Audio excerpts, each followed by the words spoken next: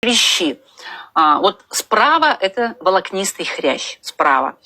Слева это модель хряща. И когда у человека скрипят колени, когда он постоянно падает, что-то ломает, что-то подвихивает, что-то растягивает, какие-то связки рвет, вот это все говорит не о том, что он ну просто ходить не умеет, да, потому что он же умел когда-то ходить, а это все говорит о том, что соединительная ткань слишком рыхлая, слишком волокнистая, что она не регенерирует, что она не получает питания, что она каким-то образом не восстанавливает себя. Достаточно вести образ жизни соединительно-тканной регенерации, и вы сможете обновить за полгода, за год всю свою соединительную ткань. В всяком случае, ученые утверждают, что это в принципе возможно.